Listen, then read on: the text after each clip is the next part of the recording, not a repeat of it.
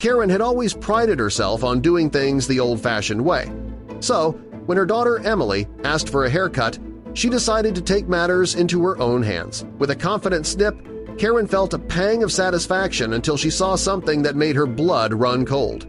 The sight before her eyes left her heart pounding and her hands shaking uncontrollably. Before we start, smash the like button and make sure to subscribe if you haven't, and hit that notification bell so that you won't miss any new stories. Karen immediately called her ex, Dave, explaining what she found in Emily's hair. Her voice trembled as she described the strange, tiny device tangled in their daughter's strands. "Dave, you need to see this," she urged. "It's not normal."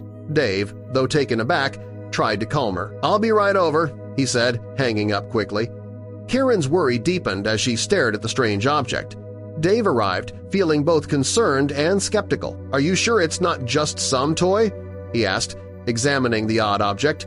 Karen shook her head vehemently. "No, Dave, I've never seen anything like it." Sighing, Dave suggested that they discuss the matter privately to avoid alarming Emily. "Let's not jump to conclusions," he advised. Reluctantly, Karen agreed, though her mind raced with possibilities. They decided to meet at a nearby coffee shop that afternoon. Karen grabbed her jacket, her mind a whirl of anxious thoughts. "I'll be back soon," she called to Emily, trying to maintain a calm tone. Emily, engrossed in her activities, gave a casual wave. As they walked out the door, both parents exchanged worried glances, knowing this conversation was going to be anything but ordinary. Both parents were tense and anxious, unsure of what the discovery really meant. Karen fidgeted with her coffee cup, her eyes darting around the cozy, bustling cafe. Dave was quiet, deep in thought. "This can't be random, can it?" Karen finally blurted out. Dave shrugged, equally puzzled but trying to stay rational.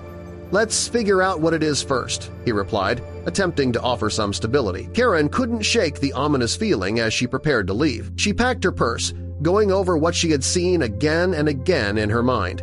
Meanwhile, Emily remained oblivious to the seriousness, continuing her day as usual. The sound of her cheerful humming pierced through Karen's worried thoughts.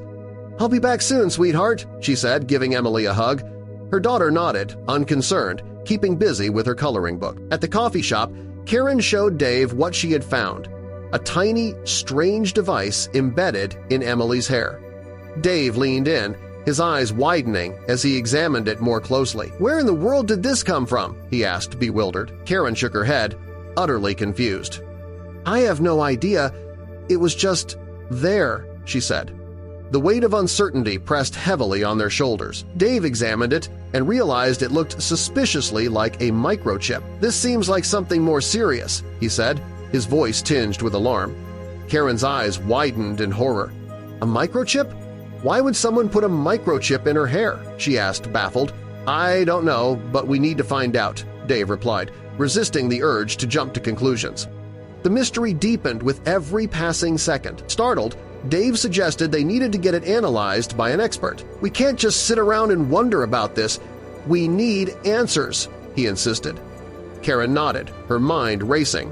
"Who can we trust to look at this?" she asked, feeling a bit overwhelmed by the situation. "I know someone," Dave said, already pulling out his phone.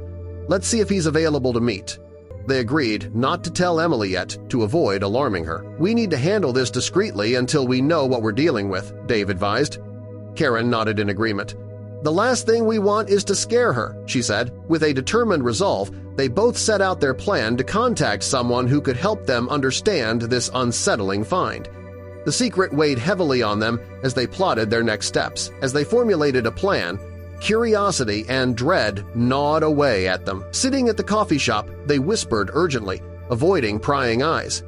"We need to understand what this is," Dave emphasized, a hint of desperation in his voice. Karen nodded. "But we must be careful. I don't want to put Emily at risk." They agreed to seek out a tech specialist discreetly, feeling the weight of their new secret. They decided to visit a tech specialist discreetly. "We can't just walk into a place and ask about it," Karen said cautiously. Dave nodded, understanding the need for secrecy. "I know a guy who might help us without asking too many questions," he suggested. Karen looked relieved but still tense. "Let's go today," she replied, urgency in her eyes. They left the coffee shop, their next move clear but daunting. Karen and Dave visited a well-known tech specialist, Mr. Roberts, under the guise of needing a routine check on a curious gadget. "Thanks for seeing us on such short notice," Dave said as they entered the small, cluttered workshop. Mr. Roberts glanced at them, adjusting his glasses. "No problem at all. What do you have for me?" he asked, motioning for them to sit. Karen handed him the strange device. Mr. Roberts examined the device thoroughly, his fingers deftly maneuvering around the tiny object. "Interesting," he muttered, taking out a magnifying glass. Karen and Dave watched anxiously, their tension palpable. After several minutes, Roberts looked up, eyes wide. "This is indeed a tracking microchip," he announced, setting the device down gently. Karen gasped, her worst fears slowly being confirmed. The revelation shocked them both, raising more questions than answers. How and why was Emily being tracked? The thought loomed, pressing on their chests. Roberts advised contacting law enforcement immediately. "You can't handle this alone. This kind of thing is serious," he cautioned. But Karen hesitated, uneasy about taking that step. Back home, they struggled with the decision. Karen feared involving the police might only create a bigger mess. Finally, Dave proposed a private investigator. "I know a guy who's really good," he said. Dave immediately called Mr. Thompson, a seasoned investigator known for discretion. Having worked with him before, Dave trusted his abilities. Thompson listened carefully to their account and agreed to come by at once. He collected the microchip, sealing it in an evidence bag. "I'll examine this closely," he said, promising daily updates. Once Thompson left, the house felt unnervingly quiet. In the following days, Karen and Dave tried to maintain normalcy for Emily, but tension permeated the air. Meanwhile, Thompson began his investigation. Using specialized equipment, he analyzed every aspect of the chip. Tracing the chip's origins, Thompson consulted experts and sifted through databases. The trail pointed to a sophisticated surveillance network. Whoever was behind this had significant resources and expertise. The closer he got, the more apparent it became this was no small-time operation. He expanded his investigation to friends, family, and even school staff, considering anyone a potential suspect. Through background checks and careful questioning, he began piecing together connections. At home, Karen fought to maintain normalcy. She cooked Emily's favorite meals and kept routines steady, but anxiety gnawed at her composure. Then Thompson uncovered a chilling lead. Someone had been investigating the family for months. "This isn't recent," he told them during a tense meeting. "Your past addresses, daily routines, everything has been compiled." The words sent chills through them both. Dave demanded details, and Thompson explained the entity had gathered extensive information about Emily too, including her schedule and acquaintances. Karen's face went pale. "How can they know so much?" she asked, her voice trembling. Thompson admitted it was the work of someone with both resources and proximity. The sense of danger tightened further around them. Emily adapted cautiously to the new safety measures, glancing around more often, her young mind struggling to grasp the hidden dangers hinted at by her parents. For Karen and Dave, the weight of this revelation was crushing. Each discovery confirmed that their child's safety was in jeopardy from a carefully orchestrated plot. They had resisted involving law enforcement, fearing exposure, but now the danger was too great. "We can't handle this on our own," Karen admitted, her voice breaking. Dave nodded. "It's gone too far. We need help." Their decision made, they contacted Detective Harris, a trusted officer. Within minutes, Harris arrived, his demeanor calm but serious.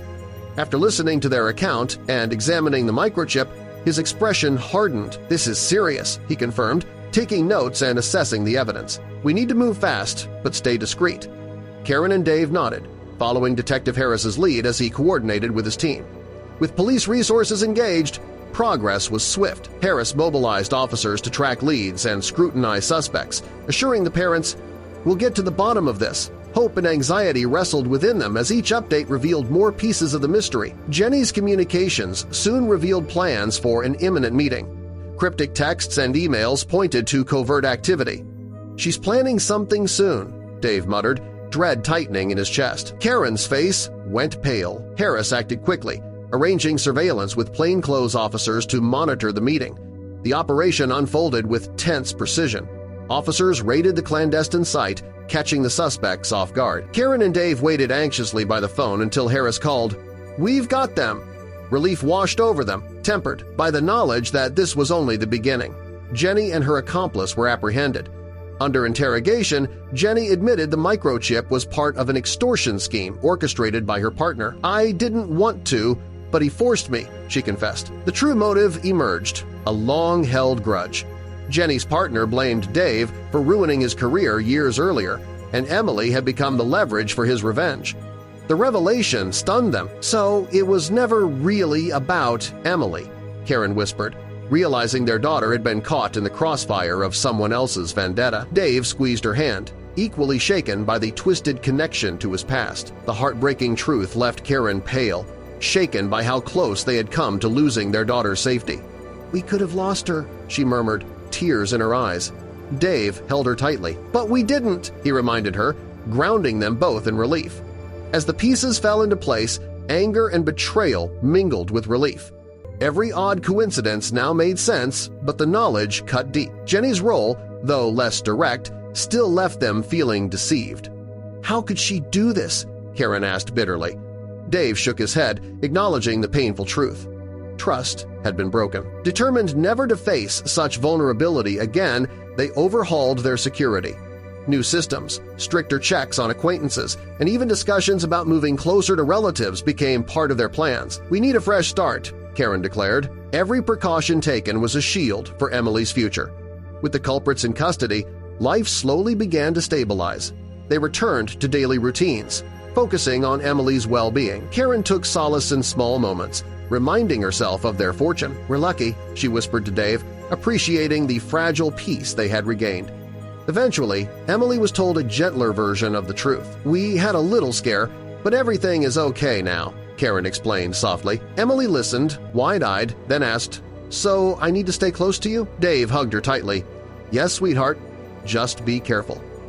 The partial truth was enough to make her cautious without instilling fear. For Karen, the ordeal became a turning point. She felt sharper, more vigilant, and resolved never to let danger come this close again. "We can't let our guard down," she insisted to Dave. He agreed without hesitation. "We'll do whatever it takes." In the end, the crisis forged a stronger family bond. United by resilience, they found strength in each other. "We've come through something tough," Dave remarked one evening. Karen smiled. "And we came out stronger." Emily, sensing the renewed unity, felt safe once more. Family is everything, Karen reflected, grateful for their survival and their closeness. From fear and betrayal, they had emerged more united than ever, determined to protect what mattered most.